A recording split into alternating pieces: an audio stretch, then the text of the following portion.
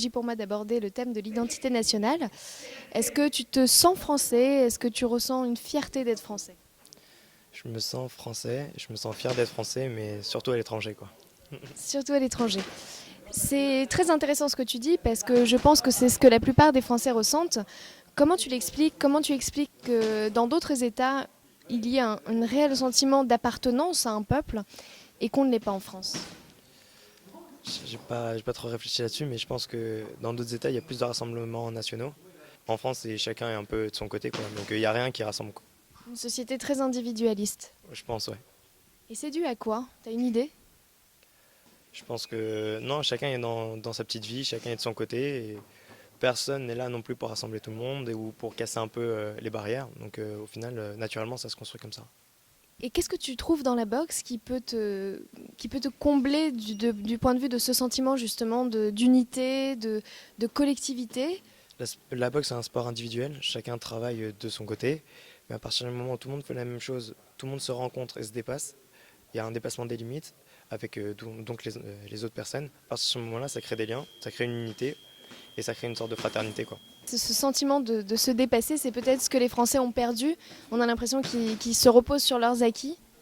Je pense que ouais, ils n'ont pas l'habitude de se dépasser ou quand il y a un problème, ils n'ont pas l'habitude, enfin le réflexe de dire je me relève, alors que en boxe c'est automatique. Tu prends un coup, la fierté t'oblige à te relever ou ton physique t'oblige à te relever. Et en France, il n'y a pas de fierté à faire quoi que ce soit, quoi. C'est peut-être la politique sociale qui est due à ça, le fait qu'il y ait tellement d'aide qu'on a habitué les gens à se laisser assister et non pas à se battre et à se relever. Il faut de l'aide. Bah, comme en boxe, c'est un entraîneur qui est là, mais l'entraîneur il va pas boxer à ta place. En France, j'ai l'impression qu'on fait les choses à notre place, ce qui fait que quand il y a un problème, c'est pas notre fierté personnelle qui est touchée. Donc ça ne nous pousse pas à nous relever. Il y a une réelle notion de partage de valeurs. Quelles sont ces valeurs? Enfin, tu le disais un petit peu tout à l'heure avec la fraternité, si tu veux bien développer. Bah, dans le club en tout cas, mais plus généralement à la boxe, on nous oblige à dire, voilà, à respecter l'individu. On prend des coups, mais pour ceux si vous avez assisté à l'entraînement, il n'y a pas d'insulte, il n'y a pas de haine. Il y a un dépassement de soi, il y a des coups qui sont donnés, il y a des coups qui sont rendus. Et au final, c'est un travail ensemble, c'est un travail de partage qui fait qu'avec l'autre personne, et vraiment qu'avec l'autre personne, on peut se dépasser, quoi. Et on peut atteindre un niveau supplémentaire. Tu connais l'histoire de la France, des périodes de colonisation, des périodes de collaboration, des périodes de discrimination. Est-ce que tu penses que ça joue dans une sorte d'ambiance haineuse envers les pouvoirs publics? C'est une culture, ouais, je pense. Et cette culture, elle vient pas selon toi de l'histoire? Si, forcément, mais je pense que c'est les Français qui ont fait l'histoire, c'est pas l'histoire qu'ont fait les Français. Donc, Alors, je suis Rachid Dancy, je suis boxeur depuis plus de 15 ans au sein du club de la Via Club Box d'Issy-les-Moulineaux. Et j'ai fait beaucoup de compétitions, des compétitions nationales, des compétitions internationales qui m'ont permis d'acquérir une certaine expérience dans la discipline et ainsi de pouvoir aussi exporter l'image du club et de la nation au sein des différents tournois dont j'ai pu participer. Quand tu faisais de la compétition, tu représentais la France. Est-ce que tu en étais fier? Tout à fait. C'est toujours aussi beau de pouvoir représenter quelconque nation, mais là en l'occurrence celle de la France, donc qui a été représentée à maintes reprises par d'autres athlètes de haut niveau, mais aussi par moi-même durant des compétitions internationales. Et c'est vrai que le fait d'entendre la Marseillaise, le fait de tout simplement de représenter sa nation, c'est quelque chose de beau, je trouve, et qu'il faut en être fier dans n'importe quelle discipline, dans n'importe quel sujet dans lequel nous discutons. Et plus généralement, la France te rend fier? Oui. Oui, sans faire langue de bois, sans hésiter sur quoi que ce soit, dans le sens où la France a réussi à être quand même l'une des nations les plus importantes. C'est vrai que la France a été pour moi un exemple dans beaucoup de choses, puisque je suis déjà fils d'immigrés. Et c'est ça dont je suis le plus fier aujourd'hui, c'est que j'ai réussi à pouvoir faire mon chemin, à faire de belles études, qui m'ont permis, entendu par la suite, de profiter de la vie et dans ce pays qu'est la France aujourd'hui. Et tu trouves que la politique d'immigration était réussie? La politique d'immigration. La politique d'immigration a été réussie à moitié. Parce que je pense que sur certains points, elle a été trop abusive, sur d'autres, elle a été trop laxiste.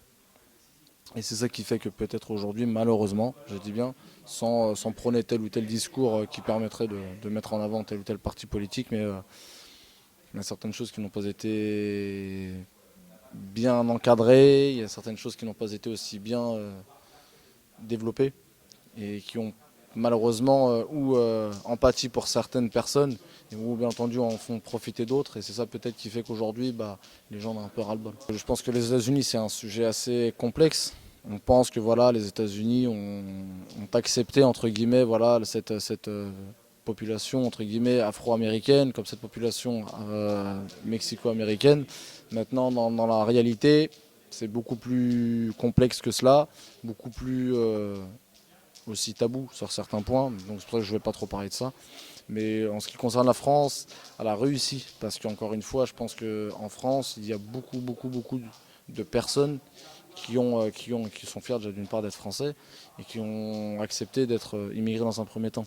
Donc la France les a acceptés, la France les a peut-être tolérés dans un premier temps, mais les a acceptés dans un deuxième temps, leur a donné la possibilité de réussir aussi.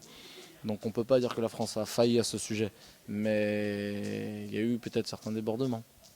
Et tu te sens européen? Je me sens français. D'accord. Et pourquoi alors on n'a pas non plus ce sentiment d'unité européenne? Pour la simple et bonne raison, c'est chaque pays a sa propre identité. Et le fait de vouloir en tout cas homogénéiser le tout fait que peut-être cette identité-là se perd, en tout cas aux yeux des gens, et c'est peut-être ça qui fait qu'aujourd'hui, on a du mal peut-être au niveau politique européen ou même etc. Donc je pense que revenir peut-être un tout petit peu en arrière serait pertinent. Sauf que le projet européen, c'est justement de faire perdre cette souveraineté aux États, ou en tout cas une identité nationale, pour l'européaniser. Aux États-Unis, ça a fonctionné, mais ça a mis 300 ans.